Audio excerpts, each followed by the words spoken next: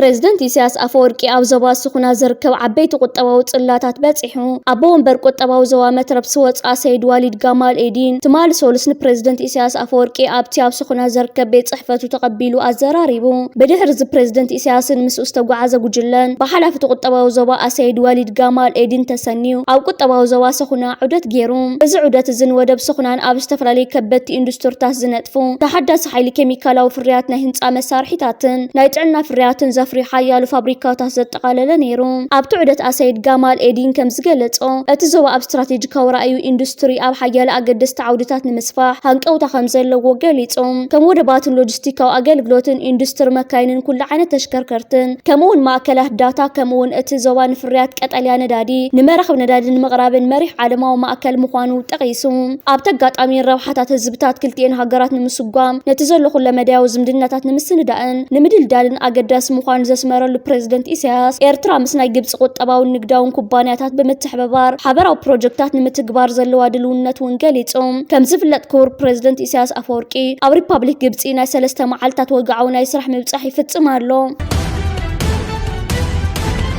زوبا ماخلاي مبرق بميسايلات بدرونات كحرس حديرلو امريكا ولعل ايران حنناي مفداي متقعتي لوم لي تختكفتن كلا ايران بوغنا ولعل معسكر سراوت امريكا ناي ميسايل درون متقعت وريدا تركبالا نزحل فوارح بقچت وشمت فارس امريكا بليت حيال متقعت خمزه ورد استتصبه خوينو نسيع وحلوا ثوره ايران لوم نغو امريكا ودو غزات ايران نزفصمت تدبدب نفرتي عصفاو غبر ملسا بحرين ابزركوني امريكا حيل بحرن او كيت ابزركوني حيل اير معسكر سراويتن درون متقعت خمس فصمتنا ايران منغستاو مربب حبريتاتات رغاغيصنا لوا ازنا ايران وتادراو سغمتي استوسد بريزيدنت امريكا دونالد ترامب كوينات نمقراء زخل ناي سلام سممع نمبصح لعل صعرتات يغبرالو بزبل ابز زارو زلو اوانيو اتغچت نتزوا حدش وتادراو مغهار كمزاتو تملكيتونالو طنقنا يتغچت مالني امريكا نفرت وغ زخونه هليكوبترات بدرونات ايران تهريمن مودقن سيبيو بريزيدنت ترامب تمالي هليكوبترات كمستهرمان ايران مسايلات غدات كمزوردان بمغلاط ايران نز طفاتات تقصعيا حنناي مفداي سغم تخكايدي يخبلو تزاريبوم نيروم ترامب كم تزبل ودمان سراويتهم بزهابو تزاز لوم ليتي اب كباب مصاو هرمز ابزركونا ايران مكلخل ايرن لا رادار سرعاتنا حين مفداي متقعت نخفصم بزهابو تزاز مسرت تخايدي يركبالو سراوت ايرانن حلوا ثوره ايران ارجسن بحباراو زوصو مغلطي امريكا نفرتو وديقن بزبل مخنيات اب استفلالي كبابتات ايران متقعت خمس فصمت بممان استوسن عنوت كم زغاطم فليطوم علو نسيعو ايران زخفق سغمتي ኣብ ልዕሊ ማዓስከር ሰራዊት ኣሜሪካ ወሲደልኹ ዝበለት ኮይና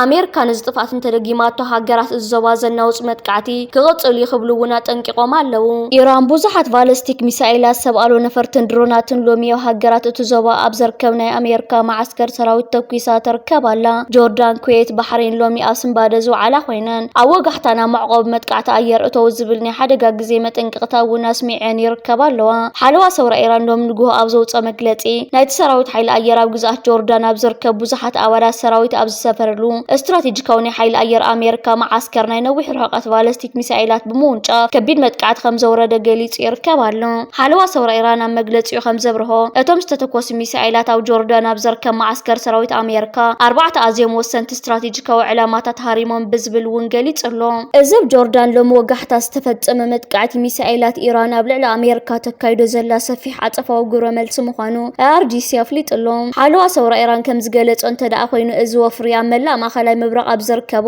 21 ዝተፈላለዩ ናይ ኣሜሪካ ናይ ሓይሊ ኣየርን ሓይሊ ባሕርን ማዓስከራት ምስ ዝተፈጸሙ መጥቃዕትታት ብሓባር ዝተዓለመ ይክብሉ ገሊጾም ኣለዉ ምስ ተኣሳሲሩ ሚኒስተር ጉዳያት ወጻኢ ኢራን ዓባስ ኣራግቺ ኣብ ገጻት ማሕበራዊ መራኸቢኦም ዝተዓጠቑ ሓይልታትና ምንም ዓይነት መጥቃዕቲ ብዘይ ግብረ መልሲ ይሓልፍዎን በዚ ምክንያት ድማ ነዚ ዘይደልዩ ድሕንነትኩም እትመርጹ ሓይልታት ኣሜሪካ ብምልኡኹም ማዓስከር ሰራዊትኩም ገዲፍኩም ወሽመጥ ፋርስ ገዲፍኩም ናብ ሃገርኩም ኪዱ ክብሉ ገሊጾም ኣለዉ ኣብቲ ዘዋስካዕ ዘለኹም ግናናትና ዕላማ ከም ምዃና ይክድሕኑን ሓይልታት ናብ ልዕሊ ኢራን ዝፍኖ ዝኾነ ይኹን መጥቃዕቲ ብዘይ ግብረ መልሲ ይሓልፍዎን ክብሉ ኣጠንቂቆም ኣለዉ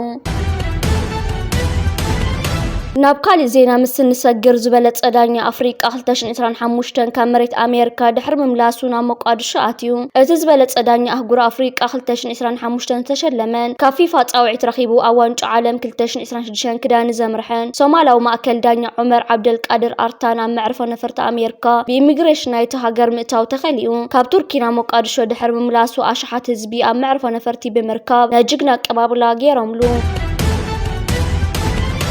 ብዛዕባ ኣትሌትናሆም ኤርሚያስ ብዙሕ ይበሃል ኣሎ ብፍላይ ምስ ናይ ደገ መገሻ ብዝተተሓሓዘ ካብቲ ናሆም ኣብ ቃለ መሕተት ዝተዛረቦ ተበጊሶም ብዙሓት ሰባት መንግስቲ ናሆም መገሻ ከም ዝኸልከሎም ሲሎም ክዛረቡ ይስምዑ ኣለዉ ናይ ናሆም ባህርና ዘራርባን ዋዕን ጎን ገዲፍካ ግን ወድዓዊ ሓበሬታ ከምዚ ይመስል ዝሓለፈ ዓመት ናሆም ክገይሽ ተባሂሉ ፓስፖርት ኣብ ዘሳልጠሉ ዝነበረ እዋን ናይ ፓስፖርት ስእሊ ኣምፅእ ምስ ተባሃለ በዚ ኩሉ ግዜ ዝዘውትሮ ቅዲ ኣቀማቕማ ፀጉርን ሕብርን ዝተሳእሎ ስእሊ ናብ ኢሚግሬሽን ኣምፅኡ ኢሚግሬሽን ድማ እዚ ስእሊ እዚ ንቅጥዕታት ስእሊ ፓስፖርት ኣየማልእኒ ብምባል ፀጉርካ ብግቡእ ዕሪኻ ተሳኢልካ ምፀልና ምስ በልዎ ንሱ ድማ ኣነ ፀጉረይ ቅምቀሞኒ ዋላ መገሻ ይትረፈኒ ኢሉ ብምምላስ ነቲ ዝተሓተቶ ከማልእ ስለዘይከኣለ ካብ መገሻ ተሪፉ ስለዚ ናሆም ከምዚ ኢሉ ኢልካ ነቲ ሓቂ ከይፈለጥካ ወገን ሒዝካ ምዝራብን ኣብ ሶሻል ሚድያ መፅሓፍን ብትርኽ ንቀፍ ኣለዎ ናሆም ናብ ደገ ከይዱ ንኤርትራ ወኪሉ ክወዳደርን ክዕወትን ዘይደሊ ሰብ የለን ግና መወዳእቱ ልዕሊ ሕጊ ዝስራዕ ውልቀ ሰብ የለን ህቡብ ወይ ዕውት ስለዝኾንካ ኣህጉራውን ሃገራውን ሕግታት ዘየፍቅዱ ሓለፋታት ክግበረልካ ይኽእልን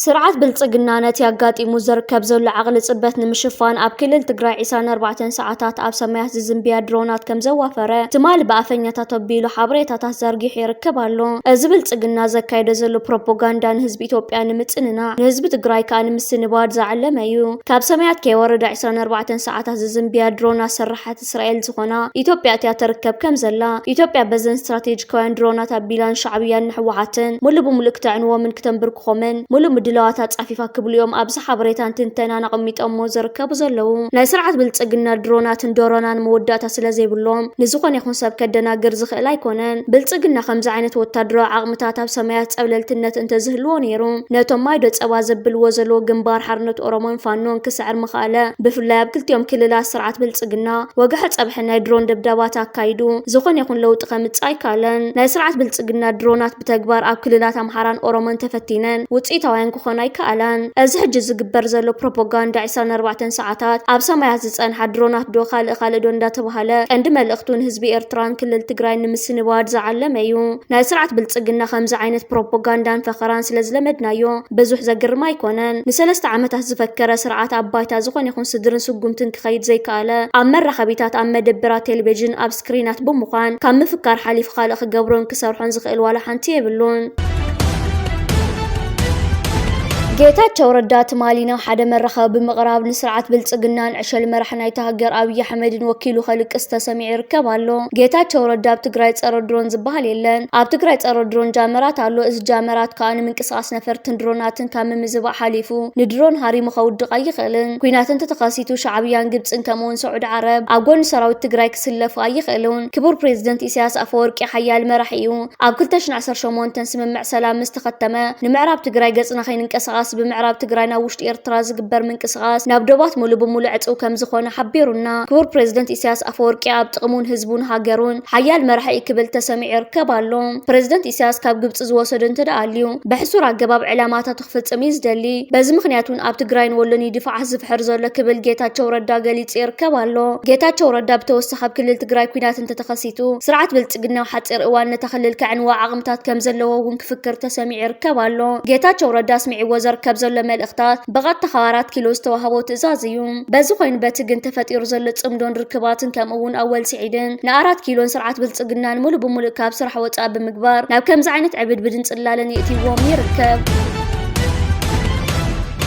እዚ ከምዚ ኢሉ እንከሎ ኤርትራ ነብሳ ንምክልኻል ነተን ዝሓለፈ እዋን ዘእተወተን መቐፀልታ ሕጁን ኣዝየን ምዕቡላት ናይ ኩናት ነፈርቲ ዝተራቐቐ ፀረ ድሮንን ሚሳኤልን ኣትያ ከም ዘላ ወታደራዊ ምንጭታት ገሊፆም ኣለዉ እቲ ሓበሬታ ወሲኹ ሕጂ ኤርትራ ኣትያቶ ዘላ ፀረ ሚሳኤልን ፀረ ድሮንን ኣዝዩ ዝተራቐቐ ምዃኑን ዋግኡን ርሕቐትን ዝውንጨፍ ናይ መን ሃገር ምዃኑን ተጠቒሱ እዩ መንግስቲ ኤርትራ ከባቢ ዓሰብን መዕርፎ ነፈርቲ ኣስመራን ዘመናውያን ፀረ ድሮን ከም ዝተኸለ ተገሊጹ እኳ እንተነበረ ዘኢኮኖሚስት ብሳተላይት ከም ዝተዓዘቦ ዝርዝር ሓበሬታ ግን ክህብ ኣይደለየን ኣብዚ ሕጂ እዋን ኤርትራ ዘመናዊ ሚሳኤል ዓጢቓ ከም ዘላ ገሊጹሎ ዘኢኮኖሚስት ከም ዝገለጾ ብልጽግና ንኹናት ይዳሎን ኣብ ግንባራት ድፍዓት ይኹዕታሉን ዝበለ ኮይኑ እዚ ኣብ ዝኾነሉ እዋን ድማ ኣብይ ብሰሜን ስልጣን ክሕድጉን ይመጽ ኣለዉ ተላዓሉ ክብል ተሰሚዑሎ ብተወሳኺ ኤርትራ ነፋሪት ኢትዮጵያ ከም ዝሓዘት ይግለጽ ኣሎ ኤርትራ ላዕላዊ ግዝኣታ ንዝጠሓሰት ነፋሪት ብልጽግና ኣብ ትሕቲ ቁፅፅር ከም ዘእተወት ይሕበር ኣሎ ሎሚ ወጋሕታን ሰማያት ኤርትራ ጥሒሳ ዝኣተወት ነፋሪት ናይ ኢትዮጵያ ኣብ ትሕቲ ቁፅፅር ኤርትራ ከም ዝኣተወት ይንገር ኣሎ ኣብ መንጎ ኤርትራን ኢትዮጵያን ክካየድ ክካየድ ጸንሐ በራታት ኣብ ዝሓለፈ ዓመት ብሰንኪ ስርዓት ብልጽግና ዝፈጠሮ ዕንቅፋት ከም ዝተቋረጸ ይዝንገር። እዚ ከምዚ ኢሉ እንከሎ ሓይሊ ባሕሪ ኤርትራ ኩሉ ማያዊ ግዛት ባሕሪ ኤርትራ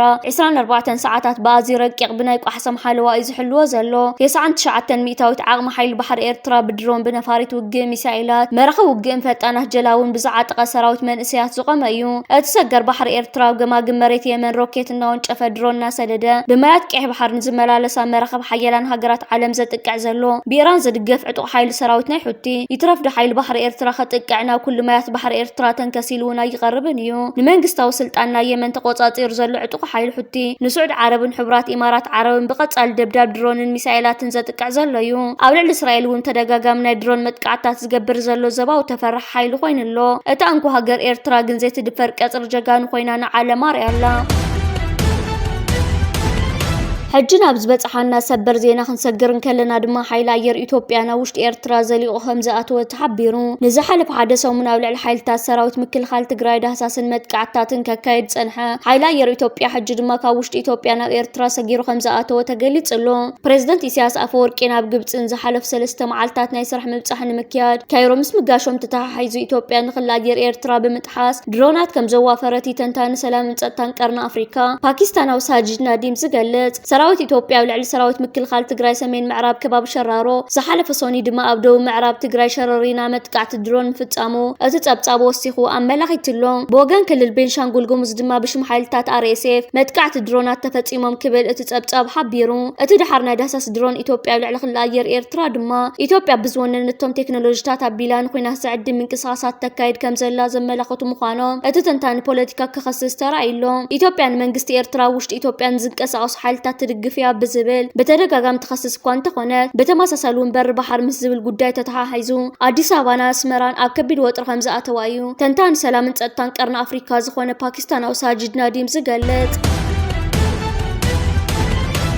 ስለምንታይም ኢትዮጵያውያን ተጋሩ ባሮት ብልጽግና ነቲ ብሰራዊት ኤርትራ ዝተማረኸ ኣጽዋር ማንካ ፋርኬታ ጀሪካን ኢሎም ጽውዕዎ ከምዚ ሎሚ ሕማም መንሽሮ ወይ ድማ ካንሰር ገዛ ኸፈተ ኸይኣተወ መንሽሮ ክበሃል እንከሎ መንሽሮ ናይ ጡብ ጥራሕ ኢና ንፈልጥ ነርና። ኣዴታትና ድማ ኩስቶስ እዛ ግናይ እንዲያብ ጡባ ወጽያት ታይብላ ነረን መንሽሮ ኢለን እውን ብስማ ይጽዋዓ ነረን። እዛ ግናይ እንተተባሂሉ ርዱእ ነይሩ ከም ገሌልና መንሽሮ ወይ ካንሰር ናይ ጡብ እንተይልና ጡፍ በልዎ ሽማይ ትጸውዑ ንበሃል ነርና። ንሎሚ ብዛዕባ መንሽሮ ይኮናን ክንዛረብ። ኢትዮጵያውያን ተጋሩ ናይ ሕጂ ባሮት ብልጽግና ንሰሜን እዛ ዘንጊዖም ኣጥቂዖም ኩናት ምስ ወልዑ ንመቕተሊ ኤርትራውያን ተባሂሉ ኣብ ክልል ትግራይ ን20 ዓመታት ዝኣክል ተኸዚኑ ዝነበረ ቢልዮናት ዶላር ዝዋጉ እልቢ ዘይብሉ ተመራሒ ሚሳኤላት ወንጨፍቲ ሮኬታት BM21 154 mm 130 mm 122 mm መዳፍዓት ታንክታት ድራዓት መካይን ማእከላይን ፎከስትን ብረታት ምስ ናይ ብሚልዮናት ዝቁጸር ተተኮስቱ ብሞዖታት ሓይልታት ምክልኻል ኤርትራ ምስ ተማረኸ ኤርትራውያን ድስቲ ማንካን ፋርኬታን ሰሪቖምና ዝብል መስሓቅ ጸለመኦም ጀሚሮም። ኣብ ገጠራት ትግራይ ማንካን ፋርኬታን እንታይ ክበልዑ እዮም ሒዞሞ ተባሂሎም እንተዝሕተቱ መልሲ የብሎምን። ኣብ ከተማታት ትግራይ እውን ተኾነ ስፓጌቲ ፓስታ ከም ሽሮ ፀብሒ ብንጀራ ጠቕሊሎም እዮም ዝበልዕዎ።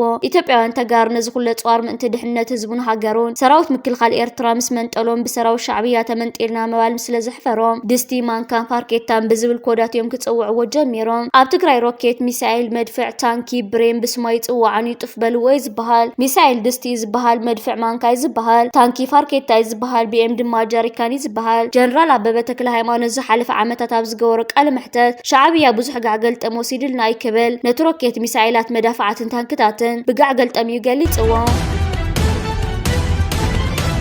ኤርትራ ካብ 3 እስከ 5 ሰነ ኣብ ናይሮቢ ኬንያ ዝተኻየደ ብማእከል ምትሕብባር ምብራቕ ኣፍሪቃ ዝተዳለወ መበል ሻምናይ ዋዕላ ዘባዊ ቴክኒካዊ መማኽርቲ ኮሚቴ ተሳቲፋ ኣምባሳደር ኤርትራ ኣብ ኬንያ ኣቶ በየነ ርእሶም ኣብቲ ዋዕላ ብዘስምዕዎ መደረ ኤርትራ መባእታዊ ክንክን ጥዕና ዘመዝገበተ ተመክሮን ምዕባልን ብምጥቃስ ኣብ ርሑቕ ከባብታት ሃገር ዝነብሩ ዜጋታት ተረባሕቲ ኣገልግሎት ጥዕና ንምግባር ጥዕና ኣዴታትን ህፃናትን ንምውሓስ ቅድሚ ሕርስን ድሕሪ ሕርስን ዝወሃብ ሕክምና ንምቕራብ ነፍሰ ጾራት ኣብ ትካላት ጥዕና ንኽወልዳ መጸበይ ክፍልታት ንምህናጽን መስክንክን ወላዲት ዝተተሓዙ ስልጠናታት ንምውዳብን ዝተገበረ ስራሓት ዘርዝራዊ መብሪ ሂቦም መንግስቲ ኤርትራ በሃገራዊ መደባት ክታበትን ዝተዋሃደ ስራሕትን ኣቢሉ ጥዕና ህፃናት ኣብ ምርግጋጽን ሸፈነ ክታበት ኣብ ምስፋሕን ዓብይ ተራ ከም ዝተጻወተ ኣምባሳደር በየነ ገሊጾም ጥዕና ህዝቢ ምስ ትምህርቲ ማይ ሕርሻን ምግብን መንበሪ ኣባይትን ዝተኣሳሰረ ብምዃኑ መንግስቲ ኤርትራ ብዞም ዓውድታት እዚኦም ዝተዋሃደ ጻዕርታት የካይድ ከም ዘለውን ሓቢሮም ተወከልቲ ሃገራት ኣባላት ዘባዊ ትካላት ሰሙያ ጥዕናን መሻርክቲ ልምዓትን ዝተሳተፍዎ ዝዋዕላ ኣብ ምድልዳል ድሕነት ጥዕና ምቁፅጻር ሕማማትን ድልውነት ምለበዳታትን ከምኡውን ጥዕና ኣዴታትን ህፃናትን ምምሕያሽ መደባት ክታበት ምስፋሕን መባእታዊ ክንክን ጥዕና ምድንፋዓን ዝኣመሰሉ ነጥብታት ተመያይጡ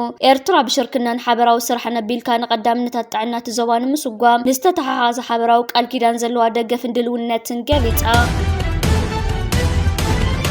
እዚ ከምዚሉን ከሎ ቤት ትምህርቲ ሕርሻን ቴክኒክን ሓጋዝን 2 ዓመታት ብግብርን ክልስ ሓሳብን ከተምህሮም ፀንሐት 45 ደቂ ኣንስትዮ ዝርከብኦም 126 ተምሃሮ ብ6 ሰነ ብደረጃ ሰርቲፊኬት ኣመሪቓ ሓላፍ ናይቲ ቤት ትምህርቲ መምህር መልኣከ ብርሃነ ኣብቲ ናይ መመረቕታ ስነ ስርዓታዊ ዘስምዑ ቃል ተመረቕቲ 34 ብስነ እንስሳ 34 ብስነ ኣትክልቲ 23 ብኣግሮ መካኒክ 35 ብስነ ምዕቃብ ሓመድን ማይን ልምዓት መስኖን ከም ዝወድኡ ጠቒሱ ብዝቐሰምዎ ትምህርቲ ልማዳዊ ሕርሻ ናብ ዘመናውን ቴክኖሎጂካውን ብምልዋጥ ምዕባለ ሕርሻ ከውሕሱን ኣብ ዝተመደብዎ ቦታ ስራሕ ዓቕሞም ከዕብዩን ተላብዩ